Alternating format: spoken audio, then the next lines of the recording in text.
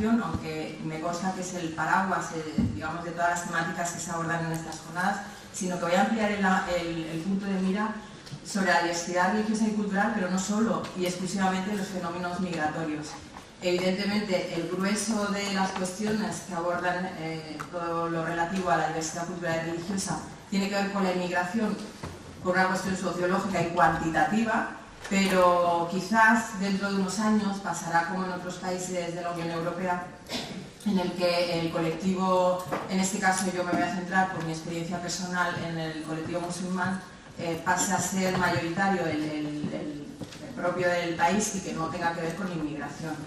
En el Estado español todavía tenemos la mirada demasiado puesta en el tema migratorio, como si fuera algo fijo, ¿no? Algo constante, que bueno, hay un ente inmigrante que tiene la misma identidad, que tiene la misma manera de comportarse, que se relaciona de igual modo con los demás por el hecho de ser inmigrante, sin tener en cuenta que hay distintos flujos migratorios que se superponen. No es lo mismo los primeros inmigrantes que llegaron recientemente, o sea, los primeros en el origen, con los recientes, con las segundas, terceras generaciones, esa terminología tan poco respetuosa, ¿no?, de la ciudadanía, que hace que eternamente los hijos de inmigrantes sean eternos y siempre, yo he vivido muchos años en Francia y siempre se hace la distinción, se pone el adjetivo, el calificativo de origen, bueno, y que los demás no tenemos origen, ¿no? Como que tiene que estar connotado siempre el inmigrante, digamos, de fuera de la Unión Europea, porque, bueno, muchas personalidades, en el caso francés, pues son de otro origen que no es francés de pura cepa, ¿no?, como diríamos, pero no se connota al que es marroquí, al que es argelino, al que es del África negra, senegalés, etc. Pero a lo mejor al que se llama Valls o se llama López o se llama de otra manera, no se le connota como de origen no francés. Bueno, hecha esta primera disquisición, voy a centrarme en el papel que tengo aquí y luego, si os parece, en el debate pues podremos abrir otras líneas de reflexión. La diversidad cultural y religiosa es una cuestión poliédrica que no puede ser abordada únicamente desde el punto de vista de la inmigración y los flujos más o menos constantes que ha habido a lo largo de la historia reciente del Estado español. En general hemos identificado los retos que nos plantea la acogida de nuevos ciudadanos desde un punto de vista simplista y casi exclusivamente desde la preocupación por la seguridad ciudadana, obviando que estos nuevos o no tan nuevos ciudadanos deben sentirse seguros para formar parte de la sociedad, no solo desde un punto de vista económico, es decir, no solo asegurar la prioridad número uno para cualquier inmigrante económico, puesto que en el Estado español recibimos sobre todo eminentemente emigración económica, no hay fuga de cerebros. El tipo de colectivo musulmán que tenemos en el Estado español no es como el de Canadá ni Estados Unidos, que son pues, élites o son personas que trabajan, no todos evidentemente estoy generalizando, pero hay un perfil, digamos, distinto, pueden ser más refugiados políticos, y aquí es eminentemente, siempre hablo desde la generalidad, pues migración económica y sobre todo el Magreb por la proximidad geográfica. Bueno, pues como decía, no solo debemos pensar en la seguridad del inmigrante desde un punto de vista económico, que tenga un trabajo, que tenga un lugar donde vivir, o sea, poder disponer de una vivienda digna, sino que en un sentido amplio la seguridad que tienen que tener mediante el respeto de la dignidad humana. De nada sirve tener un contrato laboral si luego sufres acoso laboral por ser inmigrante, etcétera, ¿no? O sea, lo que yo digo dignidad humana en un sentido amplio, ¿no? Cómo te relacionas con los demás, cómo eres visto, incluso ya no solo en el ámbito laboral, sino en el ámbito médico. Ayer justamente en una cena que nos hemos reunido los ponentes comentábamos el tema de la asistencia médica, ¿no?, hacia inmigrantes, y cómo se está poniendo de relieve que hay un aumento del llamado síndrome de Ulises, este mal que aqueja a los inmigrantes en enfermedades, por ejemplo, como la depresión crónica, pero relacionada con su condición de inmigrante, que se agrava en su caso, ¿no? Es decir, que solamente abordarlo desde una cuestión de economía y de que tengan trabajo sin tener en cuenta todas las otras dimensiones del ser humano, pues es una visión bastante parcial. Luego tenemos los trillados debates en torno al relativismo cultural versus multiculturalismo, estos eternos debates, sobre todo en las corrientes feministas, ¿no? Hasta qué punto respetar una cultura nos hace cómplices de ciertas prácticas machistas, o si luchamos contra el machismo de esas culturas estamos yendo contra el multiculturalismo y estamos validando ciertas tesis de la ultraderecha, ¿no? Ese siempre callejón sin salida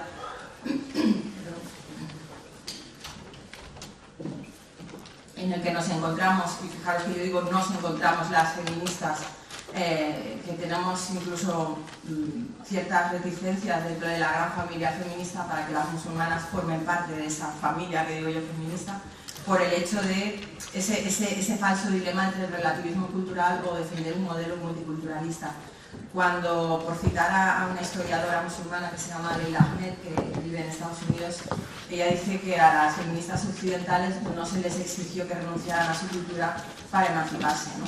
Que en todo caso deberían ser las propias mujeres musulmanas las que decidan qué parte de la tradición las oprime y qué parte de la tradición deben conservar porque es positiva y no produce una fractura interna tan fuerte que les haga elegir entre formar parte de una comunidad o estar fuera de esa comunidad. Es un poco la disyuntiva a la que se encuentran. Bueno, pues ese trillado debate interminable en el que nunca llegamos a una conclusión satisfactoria, las identidades fijas versus las identidades múltiples, qué es ser español o qué es ser vasco. Yo, como condición de inmigrante durante más de 10 años en Francia, a mí, pues, por ejemplo, se me ha dicho que no pronuncia exactamente con el acento parisino o que mi apellido tenía una connotación extranjera, Andújar, bien en español, pero en cambio mi segundo es muy francés, Chourpolier, pero claro, se omite porque en Francia solo se usa un apellido, etcétera, ¿no? Es decir, el hecho de que te comportes, pienses, sientas o digas lo que digas, lo dices en función de tu origen o de tu nacionalidad y no porque sea tu personalidad, como si cualquier persona, por el hecho de tener una nacionalidad, eso explicase cualquier comportamiento. También cada vez pues, este tipo de debates son más enconados y no resuelven las cuestiones de fondo que nos interesan, ¿no? Como son, y yo después de ese que digo yo como una cortina de humo que no nos permite ver el problema de fondo, lo que realmente nos interesa es denunciar la imposición de las políticas migratorias que atentan contra los derechos humanos. Esa es una de las cuestiones clave. El hecho de que las personas inmigrantes no pueden votar, pero tienen que pagar los impuestos. El prejuicio que identifica sistemáticamente a alguien que no profesa la religión católica y se le identifica como una persona inmigrante constantemente. Yo, a mí, si me preguntan si soy musulmana, automáticamente me dicen de qué país soy, ¿no? O sea, el concepto de que solo puedes ser, si eres de aquí y eres creyente, solo puedes ser católico, ¿no? Bueno, pues toda esa serie de cuestiones y también el tan traído y llevado debate de este verano con el burkini, que no voy a entrar en eso porque ya me comería toda la sesión. Pero después de todo ese debate y además en verano, cuando bueno, parece que no haya noticias y hay que alimentar el tema de los medios de comunicación, pues lo que no se puso quizá de relieve era el momento en que salía ese tipo de polémicas. Estábamos en un momento en el que Francia está en un estado de emergencia, en un momento en el que se están vulnerando los derechos básicos de la ciudadanía. Ese es el momento en el que surgen esas polémicas. Y más allá del trapito sí o trapito no, eso es lo realmente inquietante, que luego bueno, hay una ola expansiva en el resto de países europeos que también se contaminan de este debate inicial. Bueno, y aterrizando un poco en cosas más concretas, como decía, me voy a basar en algunos informes para que tengamos datos de primera mano y no especulemos sobre que se nos suele acusar que tenéis una postura victimista a los musulmanes, etcétera, ¿no? Y que, bueno, como decía en una entrevista el año pasado, cuando lo de los atentados del Bataclan, preguntaron al presidente del gobierno, Mariano Rajoy, si la islamofobia, qué pensaba sobre la islamofobia en el Estado español, y él decía que no existía, porque aquí en España no somos racistas y que entonces no había islamofobia, ¿no? Bueno, pues, ¿qué nos dicen los informes? Tanto a nivel europeo como nacional nos indican que hay una crisis de valores en Europa cuya principal consecuencia es el aumento de los delitos de odio. En 2015 el primer delito de odio en el Estado español fue el racismo, y incluiríamos la islamofobia dentro del racismo, y registraba ya el 40% de los casos. Por primera vez el primer delito de odio pasó a ser el racismo, frente a otros delitos de odio como homofobia o discriminación por cuestión de género, etc. Ha pasado a ser el primero.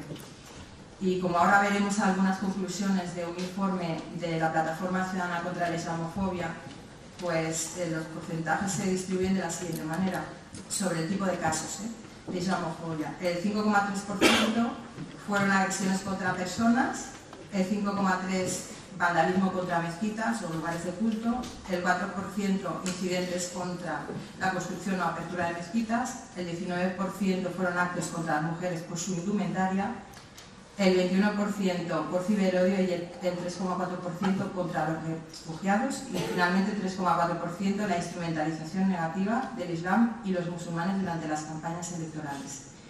Bueno, como vemos, ahora os lo voy a poner mejor, que así nos haremos una idea, porque las cifras sin el gráfico como que se pierden, ¿no?, en la mente. Ahora os pongo el gráfico.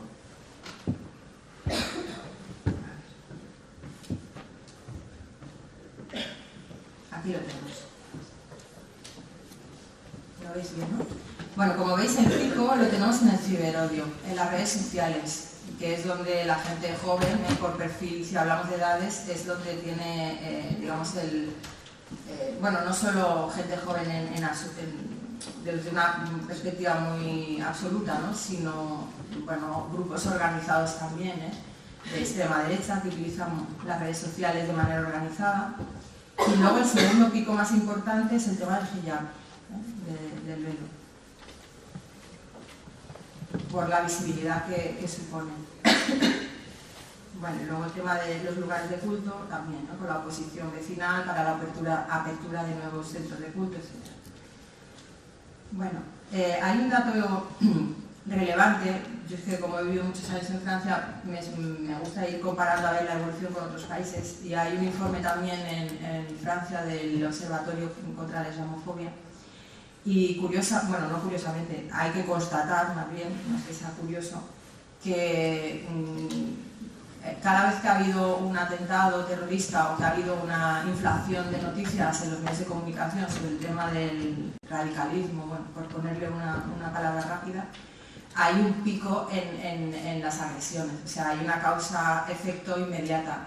Ahora lo veréis también por meses, coincide que cuando hay un pico, bueno, esto es por comunidad autónoma, por provincia, perdón, cuando hay un pico, normalmente pues, te preguntas, bueno, ¿qué debió pasar el mes anterior para que haya ese pico, ¿no? Y coincide. En el caso del atentado en el Bataclan, el mes siguiente, eso creo que fue en noviembre de 2015, pues el mes siguiente, en diciembre, hay un pico brutal de casos de agresiones de islamofobia, de delitos de odio.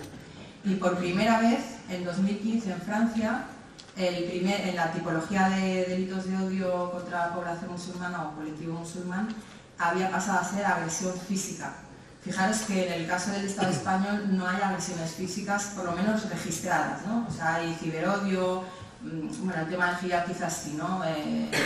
Arrancar el hijab o insultar, pero no agresión, me refiero a una paliza, literalmente, ¿no? A palizar a la gente en la calle. Y por primera vez esa tipología en Francia ha pasado a ser la primera frente a la agresión verbal, o sea, se ha aumentado el grado de agresividad. Y bueno, como veis por provincia, evidentemente donde hay mayor concentración de población musulmana, que suele coincidir en el caso español con inmigrante, aunque no siempre la inmigración y la población musulmana coinciden, pero en este caso sí, pues hay también mayores casos de islamofobia, evidentemente. Bueno, no me voy a entretener voy a ir directamente con las conclusiones, porque este es un informe que podéis descargar en internet, y si queréis ver con más detalle las cifras, pues hay 141 páginas, eso se llama Plataforma Ciudadana contra la Islamofobia, y podéis descargarlo online. ¿Cuáles son las principales conclusiones del informe? Bueno, se destacan 5 conclusiones. La islamofobia de género: se consolida el incremento de la islamofobia de género. Hay 59 incidentes que como mínimo han afectado a más de 199 mujeres. Es decir, por el hecho de ser mujeres musulmanas, ya digo, por identificarlas con el hecho de llevar hijab. El tema del ciberodio: se constata una gran proliferación de mensajes islamófobos en internet, particularmente en las redes sociales. el discurso de odio, continúa el aumento del odio islamófobo en el discurso institucional de partidos políticos y otras organizaciones. También hay un pico durante las campañas electorales con el uso político del discurso de odio. Aparecen casos de islamofobia contra menores, en 2015 ya empieza a aparecer, incluidas las agresiones y el acoso escolar por causas religiosas contra alumnos musulmanes. Y una última conclusión: otra nueva tendencia ha sido la islamofobia derivada de la crisis humanitaria y la posibilidad de la llegada de refugiados. Y para que os hagáis una idea, el colectivo musulmán, desde el Estado español, desde la administración española, decide que es musulmán, está reconocido legalmente si está registrado en el registro de entidades religiosas del Ministerio de Justicia, dependiente del registro central, no autonómico. Ese registro, bueno, las entidades, federaciones, comunidades que se registran en ese registro están al amparo del Acuerdo de Cooperación de 1992, que se firmó en ese año entre el Estado español y, yo siempre digo, y los interlocutores, que no representantes, que es una palabra que creo que hay que insistir, puesto que nadie los ha elegido democráticamente.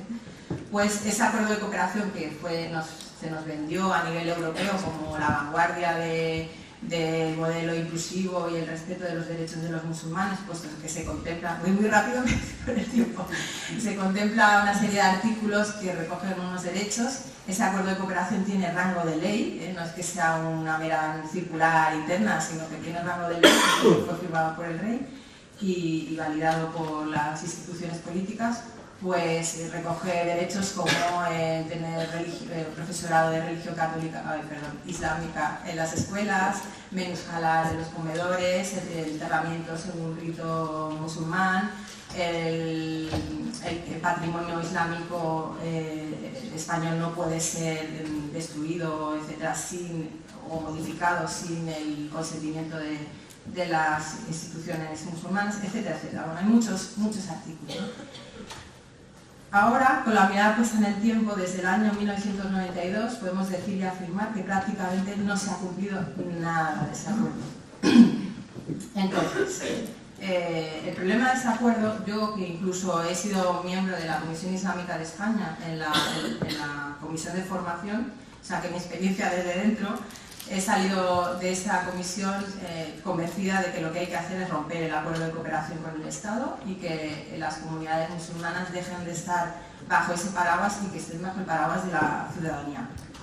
La Constitución española y la libertad religiosa, de derecho a la libertad religiosa, y ya está. No es necesario ese marco legal que separa a los musulmanes del resto de los ciudadanos. Y porque a largo plazo este acuerdo de cooperación creo que ha sido contraproducente, ha encerrado a la ciudadanía en un juego identitario que no solo no ha favorecido su inclusión, sino que ha reforzado un sistema piramidal no democrático. No hay ni una sola mujer presidenta de una federación ni de una comunidad religiosa sí, la mía, Junta Islámica, que está presidida por Isabel Romero y yo vicepresidenta. O sea, somos la excepción dentro de este mundo federativo, y son las propias administraciones públicas las que han alimentado el discurso identitario religioso a reconocer únicamente aquellas entidades registradas en el registro de entidades religiosas del Ministerio de Justicia, como decía. Bueno, las claves de cara al futuro pasan por disponer de un marco legal que respete los derechos humanos y que no criminalice a las personas inmigrantes. Entre otras medidas inmediatas es necesario que se cierren los CIES, los centros de internamiento, como he anticipado antes, romper el acuerdo de cooperación y trabajar desde un marco legal superior como es el de la Constitución española, con un desarrollo específico de la Ley de Libertad Religiosa, abogar por un modelo inclusivo en el que el colectivo inmigrante no sea utilizado como arma política según los distintos intereses partidistas. Estamos cansados de que el gobierno autonómico, central o que sea de turno nos utilice como moneda de cambio y que solo se firmen acuerdos en función del número de votos. Si eres un colectivo potente porque tienes detrás a muchos fieles, firmarán convenios, más allá de que tengan una postura democrática o defensa de los derechos humanos o por la igualdad, eso no interesa, sino que solo servirá el número de personas que hay detrás. Y si eres un colectivo minoritario, pues no interesa, aunque defiendas esa postura más inclusiva. Y por último, entender que no hay ningún dilema entre la lucha contra el machismo y la lucha contra el racismo. Yo creo que desde las corrientes feministas tenemos que entender que las opresiones están interconectadas y no tenemos que elegir entre una y otra, sino que las unas se alimentan de las otras, ¿no? Y tiene que ser un frente común para no entrar en esa especie de cotos privados que hacen que nos separemos.